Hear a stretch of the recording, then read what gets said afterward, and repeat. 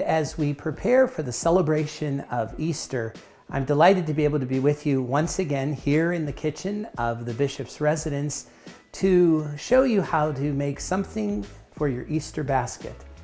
You know, the Easter blessing of baskets and Easter food is really a reminder that our days of the Lenten season of fasting and abstinence are now coming to an end.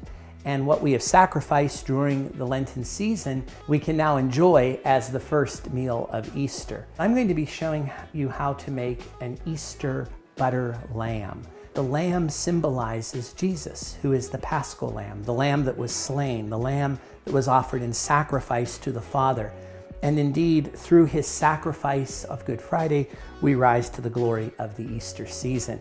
So what you need for the recipe is rather simple. 1 stick of butter, a little bit of non-stick spray, a few whole cloves, a little bit of parsley and a radish, an ornament of a resurrection banner, and a nice toothpick. And most importantly, I have an Easter lamb butter mold. You want to coat the inside of both parts of the mold with your non-stick spray.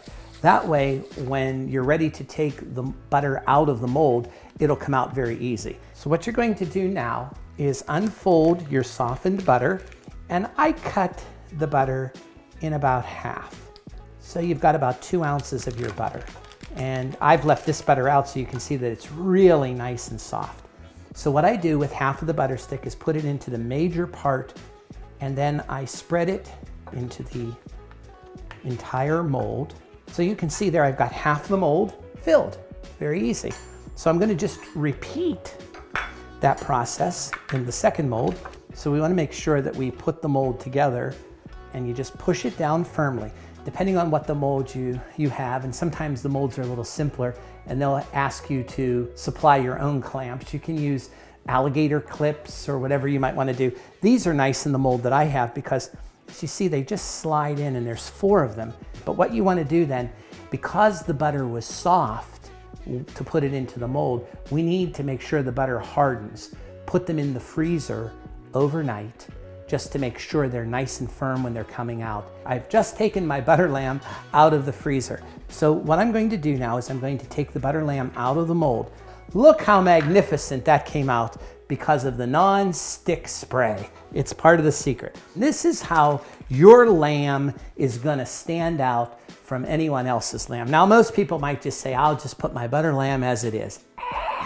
No, we need to do a little bit of detailing. I'm gonna take a fork, and I'm gonna start to make this butter lamb have texture so that it looks like fur.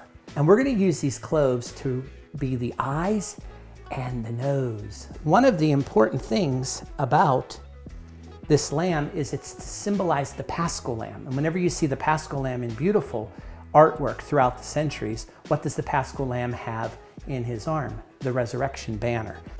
And then we're gonna place the Paschal banner very much like the lamb would be holding it.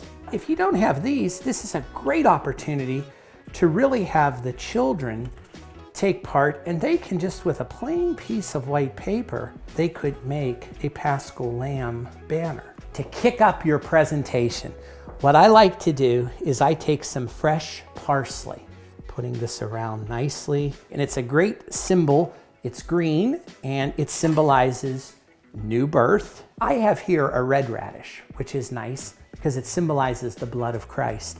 Do a thin slice of my radish, and I like to do 5 pieces of radish to symbolize the 5 wounds of Christ. And I like to put the 5th piece, which always symbolizes his pierced heart, as the halo. So what do you think?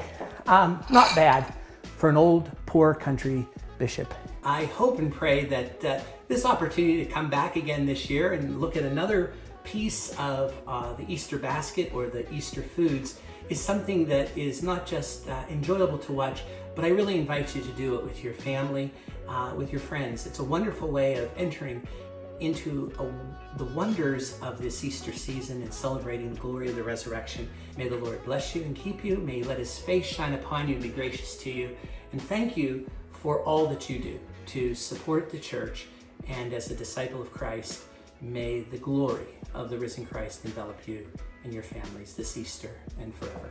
God bless you, and happy Easter.